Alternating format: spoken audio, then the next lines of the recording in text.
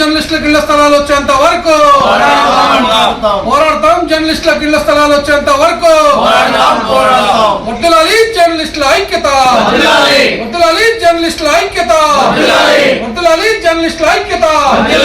జర్నలిస్టుల పట్ల తెలంగాణ రాష్ట్ర ప్రభుత్వం ఉండి వైఖరి, జర్నలిస్టుల పట్ల తెలంగాణ రాష్ట్ర ప్రభుత్వం ఉండి వైఖరి.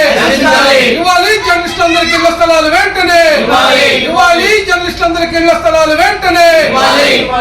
We want justice, we want justice, we want justice, we want justice. हमें आवाज दो.